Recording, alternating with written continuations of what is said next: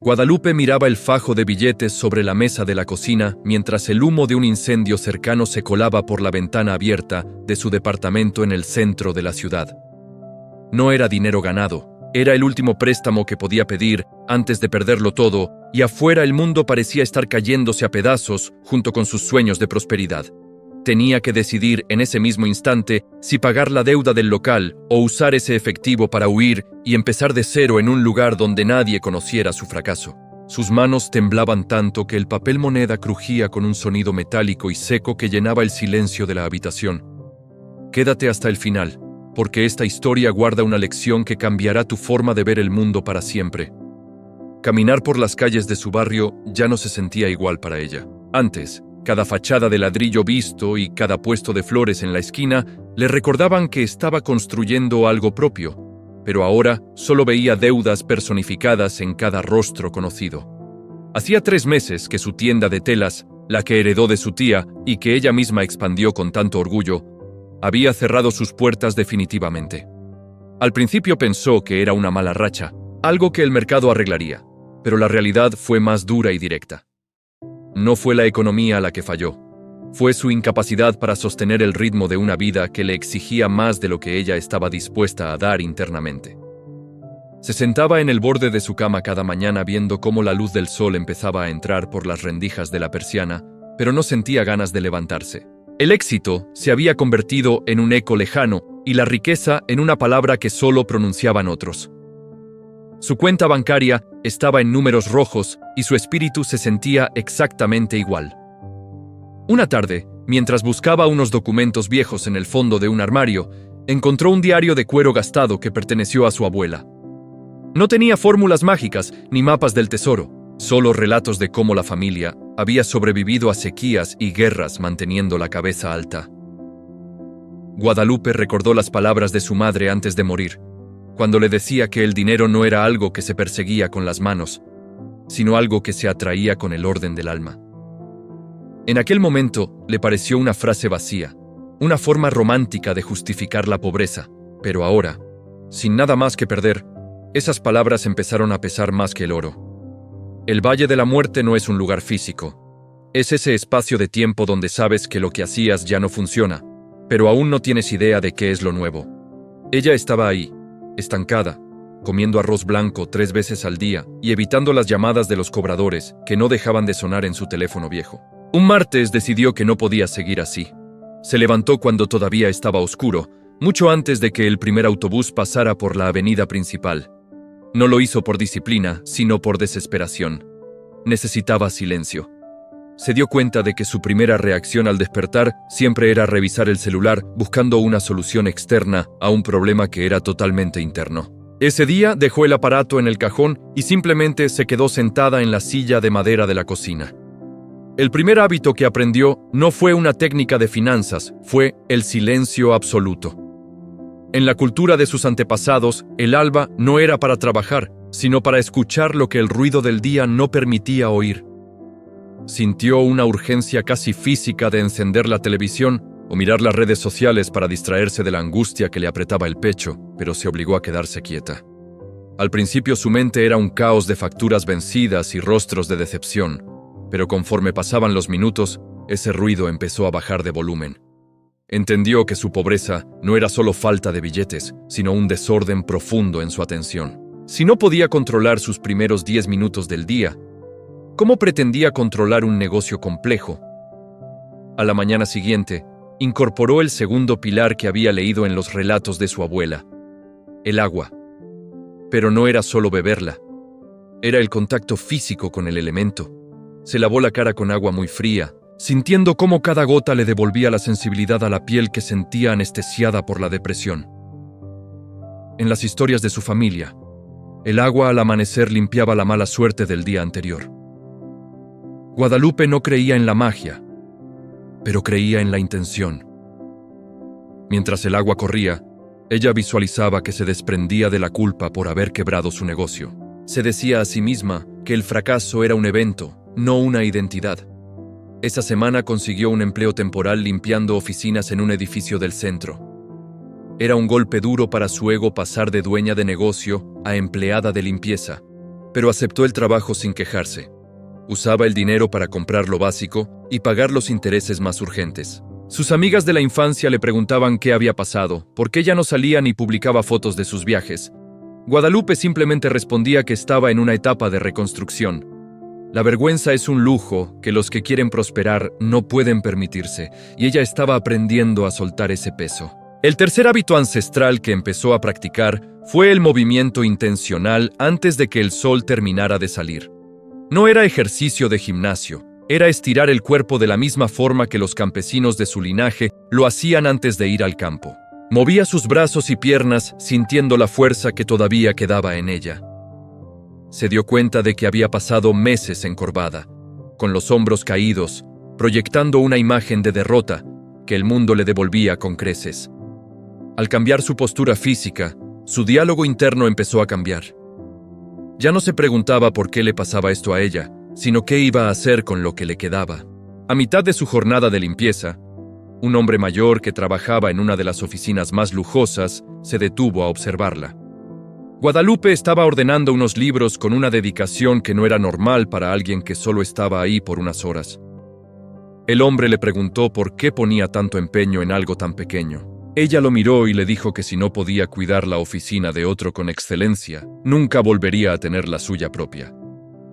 Era una verdad que le dolió decir, pero que sentía profunda en los huesos. Aquel hombre solo asintió y se retiró, pero esa breve conversación fue la chispa de algo más grande. El cuarto hábito fue la alimentación consciente en la primera hora. Su abuela escribía sobre el valor de la semilla. Guadalupe dejó de tomar café rápido y pan industrial de camino al trabajo. Empezó a preparar sus alimentos con calma, agradeciendo por cada grano de arroz y cada fruta. Entendió que la riqueza es una relación con la abundancia, y si desprecias lo poco que tienes tratándolo con descuido, la abundancia nunca se sentirá cómoda en tu casa. Comía despacio, saboreando el esfuerzo que había detrás de cada ingrediente. Esto le dio una energía diferente, una claridad mental que no recordaba haber tenido cuando ganaba mucho dinero, pero vivía en piloto automático. Las noches eran lo más difícil. La soledad de su departamento se sentía como un peso físico. A veces lloraba hasta quedarse dormida, preguntándose si estos pequeños cambios realmente iban a sacarla del agujero. El progreso era lento, casi invisible. Pagó una pequeña deuda de $100 y se sintió como si hubiera escalado el Everest. Pero al día siguiente, otra factura de 500 llegaba por debajo de la puerta. La tentación de rendirse y volver a pedir dinero prestado para tapar huecos era inmensa. Sin embargo, se mantenía firme en su rutina matinal. Esos hábitos eran su único ancla en un mar que todavía estaba muy picado. El quinto hábito, y quizás el más difícil de todos, era la bendición de la competencia. Su abuela decía que odiar al que tiene lo que tú quieres es asegurarte de que nunca lo tendrás. Guadalupe pasaba cada mañana frente a la tienda de telas que ahora pertenecía a otra persona, una mujer que parecía estar prosperando. Al principio, Guadalupe sentía envidia y rabia, pero empezó a forzarse a desearle bien a esa mujer. Se decía a sí misma que si a ella le iba bien, significaba que el negocio de las telas todavía era posible, que había un mercado y una oportunidad. Bendecir el éxito ajeno le quitó el veneno del corazón y le permitió observar con ojos de aprendiz en lugar de ojos de víctima. Un día, mientras limpiaba la oficina del hombre mayor, encontró un fajo de billetes de alta denominación tirado junto a la papelera. Eran cerca de $2,000. Su mente voló inmediatamente a sus deudas, a la renta que debía, a la comida que le faltaba. Nadie la estaba viendo. El edificio estaba casi vacío, y el hombre no parecía alguien que fuera a notar la falta de ese dinero de inmediato. Guadalupe se quedó paralizada con el dinero en la mano. El sudor frío le recorrió la espalda. Era la salida fácil, el respiro que tanto había pedido a gritos en sus oraciones nocturnas. Se miró en el reflejo del cristal de la ventana. Recordó su rutina de la mañana, el agua fría, el silencio, el respeto por la semilla. Si tomaba ese dinero, estaría rompiendo el pacto de integridad que estaba tratando de construir con ella misma. La prosperidad que no se basa en la honestidad es solo una deuda más grande con el destino.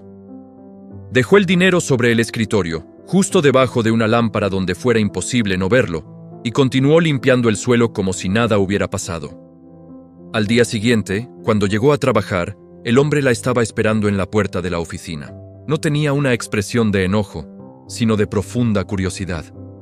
Le preguntó directamente por qué no se había llevado el dinero. Guadalupe lo miró a los ojos y le dijo que ese dinero no le pertenecía y que ella no estaba buscando atajos, sino un camino sólido. El hombre se presentó formalmente.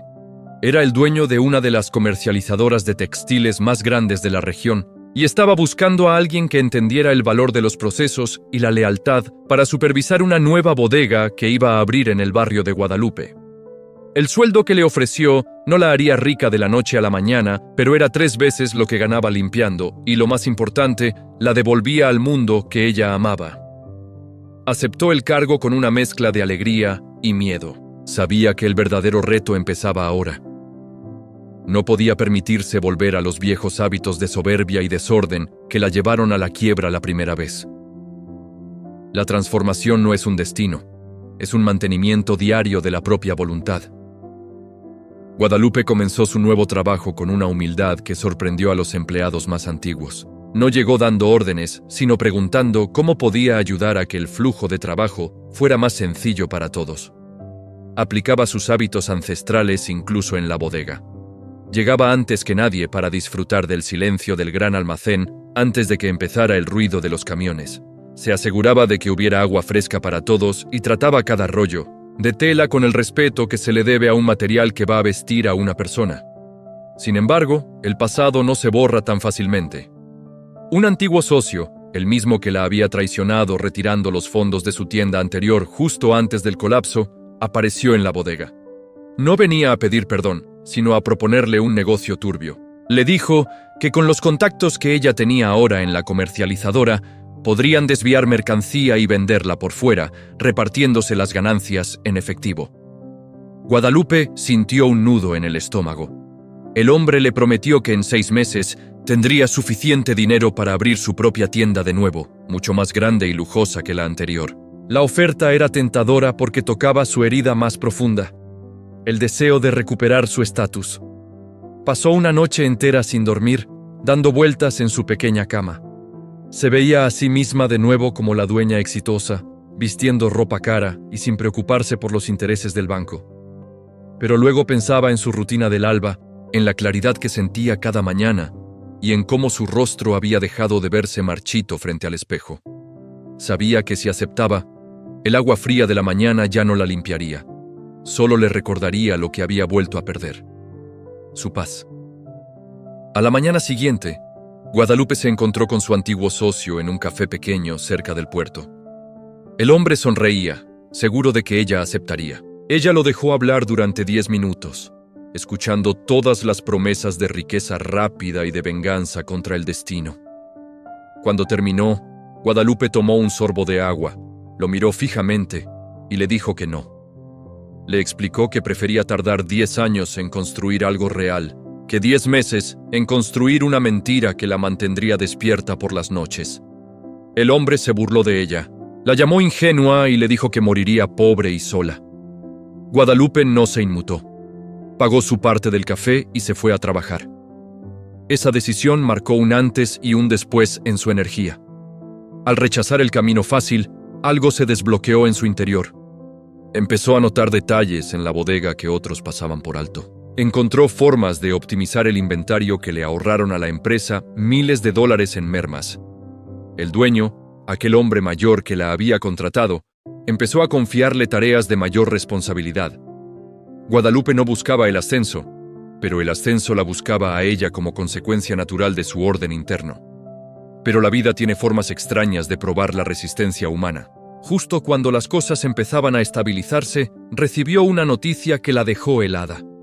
El edificio donde vivía había sido vendido y todos los inquilinos tenían que desalojar en menos de 30 días.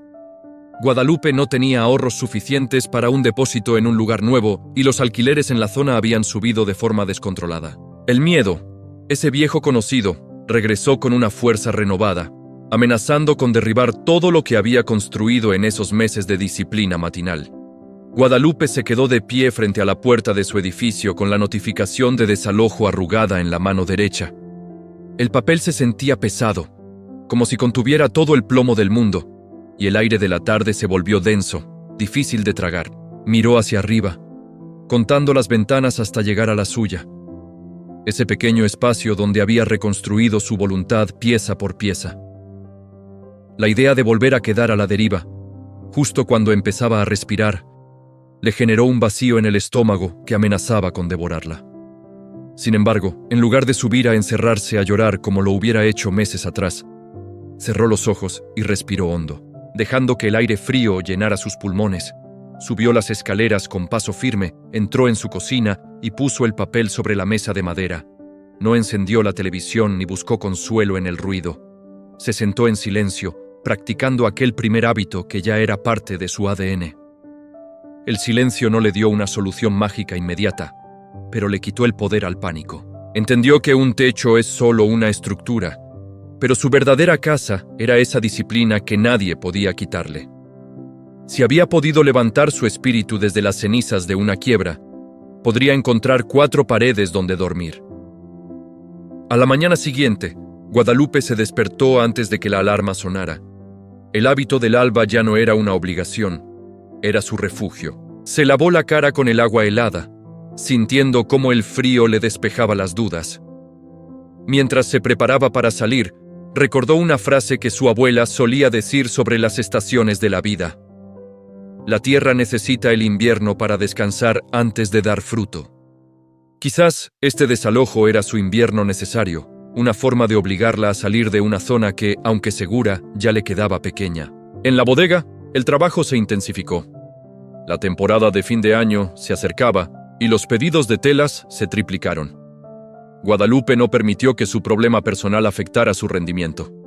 Al contrario, se sumergió en las cajas y los inventarios con una precisión quirúrgica. Movía los rollos de seda y algodón con la agilidad de quien sabe que cada movimiento cuenta.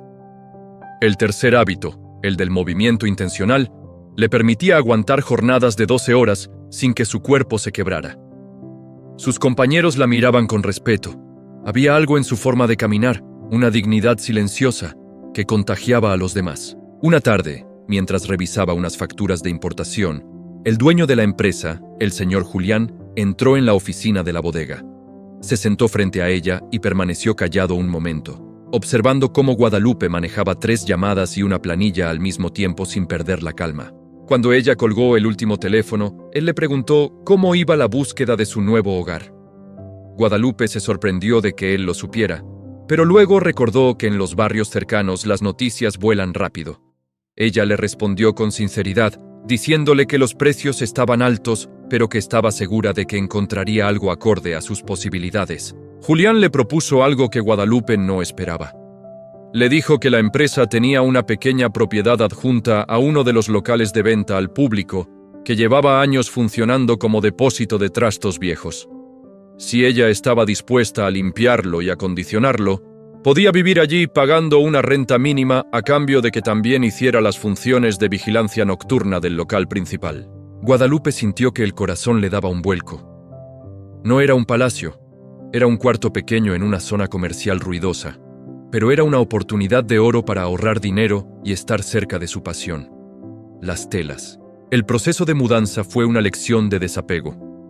Guadalupe se dio cuenta de cuántas cosas innecesarias había acumulado tratando de llenar el vacío de su fracaso anterior.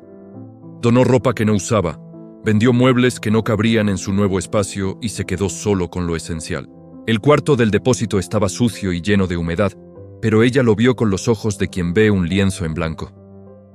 Durante 2 semanas, después de su turno en la bodega, se dedicaba a raspar paredes, pintar de blanco y arreglar las goteras. Fue en esas noches de trabajo solitario donde el cuarto hábito, la alimentación y el cuidado de la energía, se volvió vital. No tenía una cocina completa, solo una pequeña parrilla eléctrica, pero se esmeraba en preparar comidas que le dieran fuerza real. Descubrió que cuando cuidas lo que entra en tu cuerpo, tu mente deja de crear escenarios catastróficos. Empezó a dormir mejor en ese colchón en el suelo del depósito que en su antigua cama de lujo. Había una paz extraña en la austeridad elegida. Una noche, Mientras terminaba de pintar un rincón, escuchó ruidos en la parte trasera del local. Alguien estaba intentando forzar la cerradura de la entrada principal. El miedo intentó paralizarla, pero Guadalupe recordó que ahora ella era la guardiana del lugar que le estaba dando una segunda oportunidad. No gritó ni entró en histeria.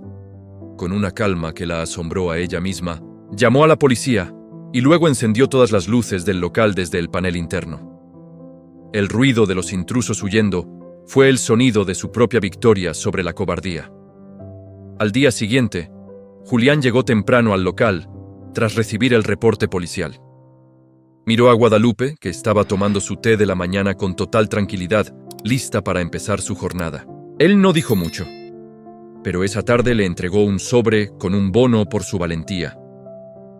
Guadalupe tomó el dinero y, siguiendo su quinto hábito ancestral, no salió corriendo a gastarlo en algo que la hiciera sentir rica momentáneamente. Fue al banco y abrió una cuenta de ahorros que no tocaría bajo ninguna circunstancia. La verdadera riqueza, entendió, no es lo que gastas, sino la paz que te da saber que tienes un respaldo construido con tu propio esfuerzo. Con el paso de los meses, Guadalupe se convirtió en la mano derecha de Julián. Ella propuso crear una línea de retazos para pequeños artesanos usando los trozos de tela que antes se tiraban a la basura. Fue un éxito rotundo. La gente del barrio empezó a acudir al local para comprar material a bajo costo y crear sus propios emprendimientos. Guadalupe veía en esas mujeres su propio reflejo y dedicaba tiempo extra a enseñarles cómo organizar sus cuentas y cómo cuidar su energía matinal. Sin darse cuenta, estaba creando una comunidad basada en los mismos principios que la habían salvado a ella. Sin embargo, el éxito atrae miradas que no siempre son bondadosas. Su antiguo socio, el que intentó corromperla meses atrás, volvió a aparecer. Esta vez no venía solo. Traía consigo una demanda legal falsa, alegando que Guadalupe le debía dinero de su antigua sociedad y amenazando con embargar su sueldo y desprestigiarla ante Julián. El hombre estaba demacrado, con los ojos inyectados en odio, incapaz de entender cómo ella había prosperado mientras él seguía hundido en sus propios engaños. Guadalupe lo recibió en la oficina de la bodega. Él gritaba y golpeaba la mesa, tratando de intimidarla con términos legales rebuscados. Ella lo escuchó en silencio, aplicando ese primer hábito de no reaccionar al ruido ajeno. Cuando el hombre se quedó sin aire, ella simplemente le mostró los libros contables que había guardado meticulosamente desde el cierre de su primera tienda. Allí estaba registrado cada centavo, cada deuda pagada y la evidencia clara de los desvíos que él mismo había hecho en el pasado. Le dijo con una voz suave pero firme que si presentaba esa demanda, ella presentaría las pruebas de su fraude ante las autoridades. El hombre palideció. Guadalupe no sintió placer al verlo derrotado. Sintió una profunda compasión. Le dijo que todavía estaba a tiempo de cambiar sus hábitos, de dejar de buscar el atajo y empezar a construir desde la verdad. El hombre se fue sin decir una palabra y nunca más volvió a molestarla. Esa tarde, Guadalupe bendijo su camino, deseando sinceramente que encontrara la paz que ella había hallado. La prosperidad empezó a manifestarse no solo en su cuenta bancaria, sino en su entorno. Julián decidió jubilarse y le ofreció a Guadalupe la oportunidad de comprar una parte de la empresa con sus ahorros y pagando el resto con las utilidades futuras. Ya no era una empleada, era socia. Pero a diferencia de su primera etapa como dueña de negocio, ahora no sentía la necesidad de demostrarle nada a nadie. Seguía viviendo en el pequeño cuarto acondicionado, que ahora era un estudio acogedor, y seguía levantándose al alba para lavarse la cara con agua fría y escuchar el silencio. Un domingo por la mañana, Guadalupe decidió caminar hacia el parque principal del barrio.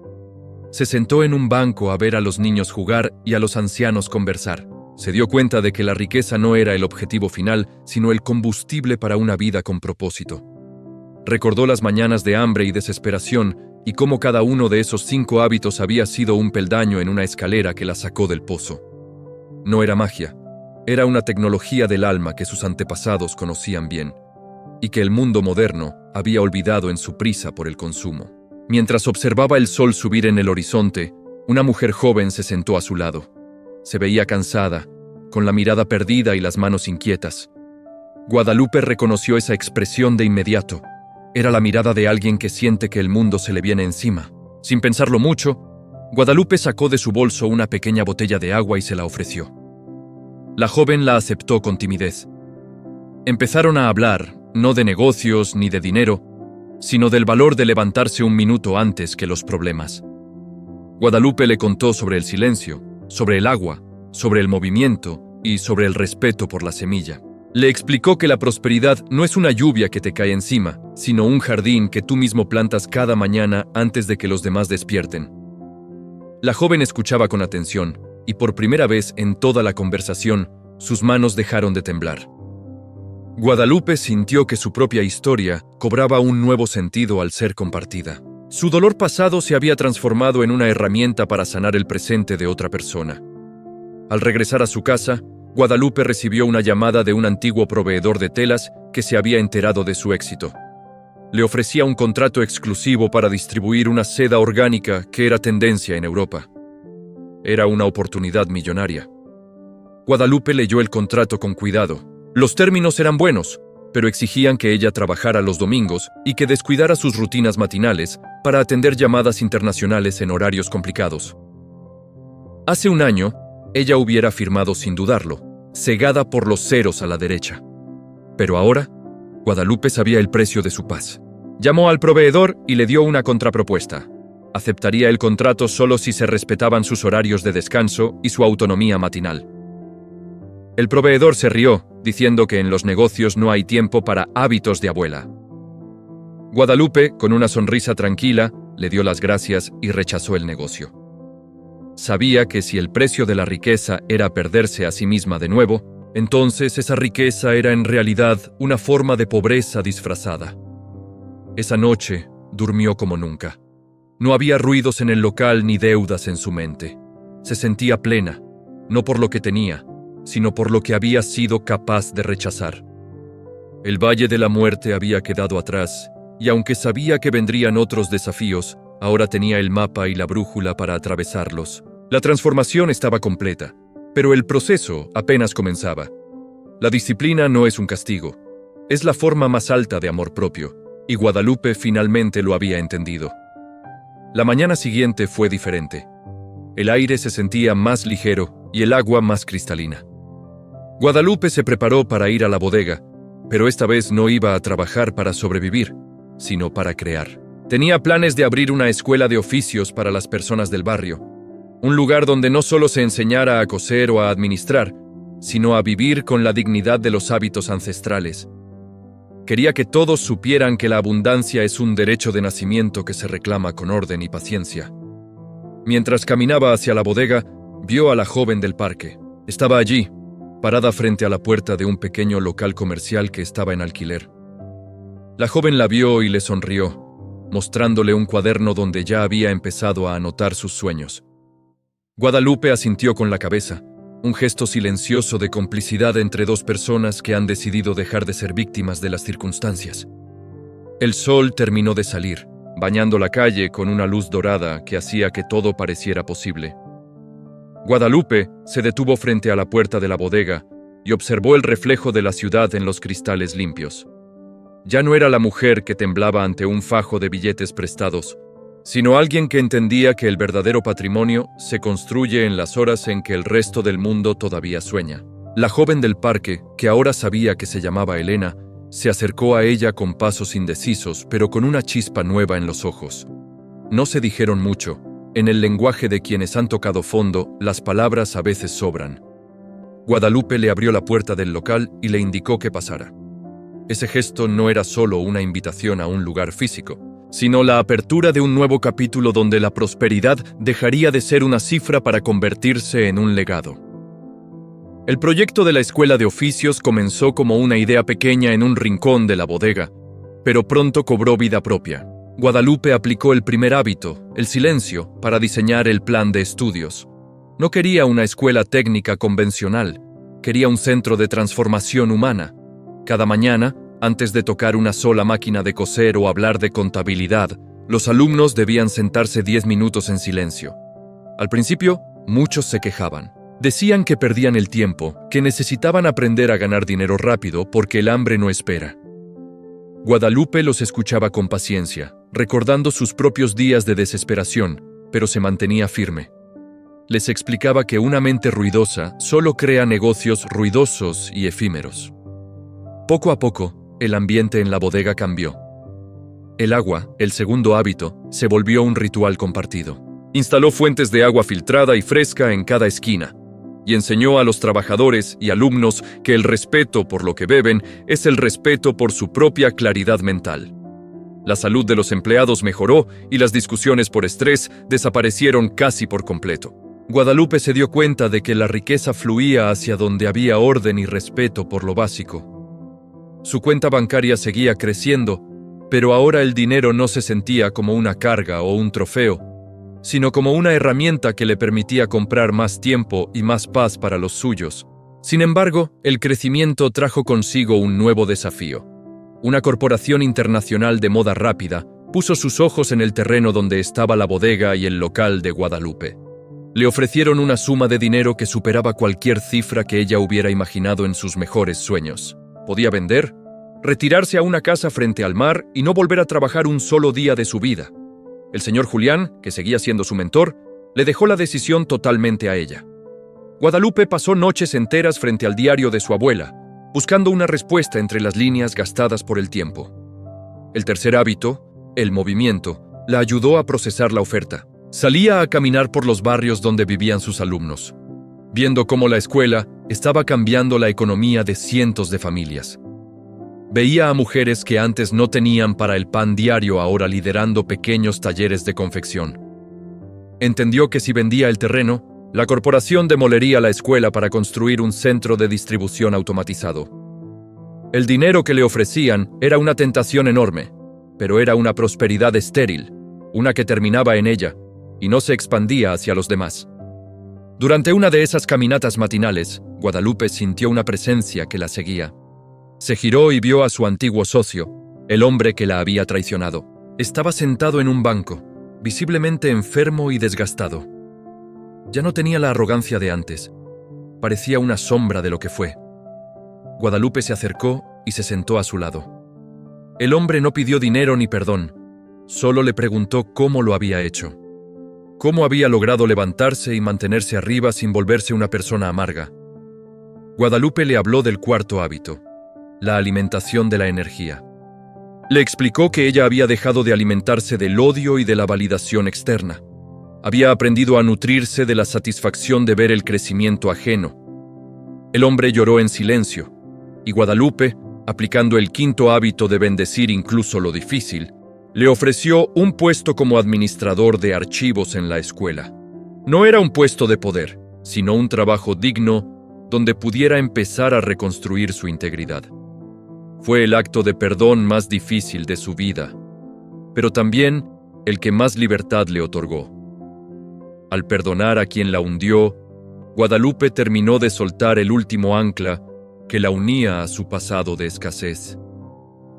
La verdadera riqueza es no tener cuentas pendientes con nadie, ni con el banco, ni con el alma. Finalmente, Guadalupe rechazó la oferta de la corporación.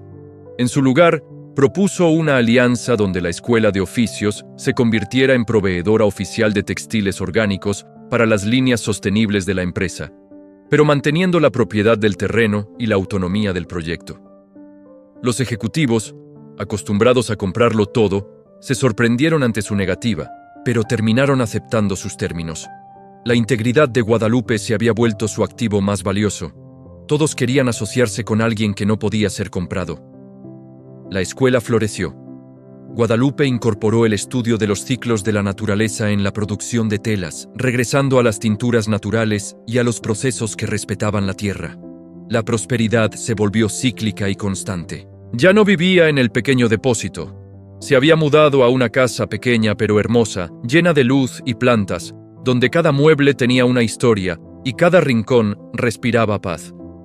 Pero seguía despertando a la misma hora, manteniendo sus 5 hábitos con la misma devoción que el primer día. Sabía que la disciplina es el único guardián que protege el éxito de la arrogancia.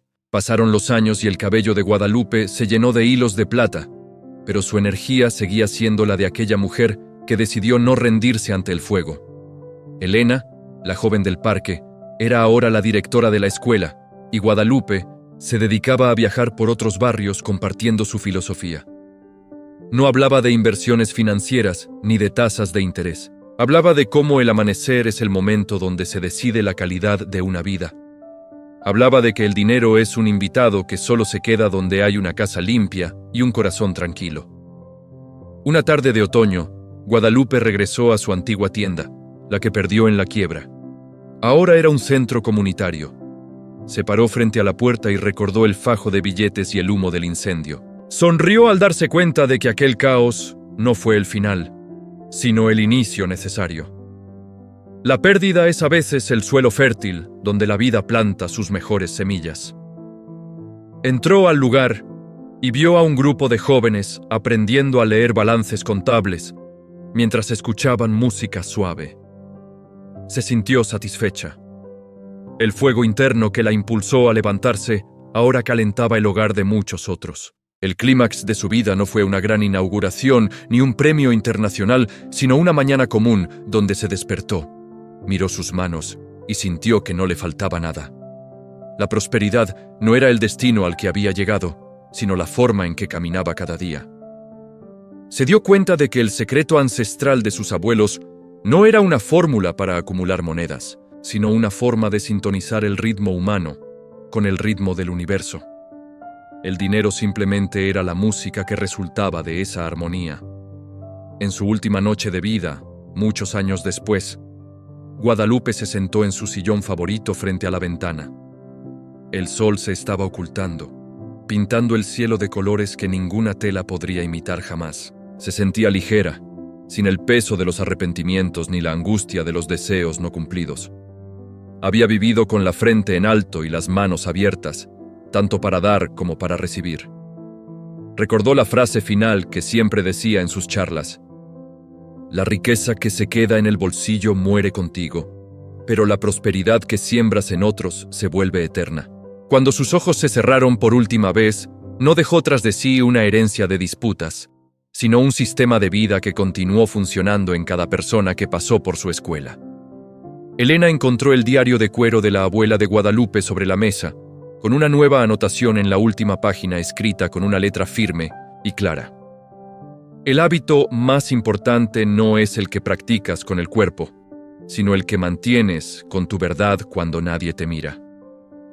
La prosperidad es, al final del día, el derecho a dormir con la conciencia tranquila y despertar con un propósito que te trascienda.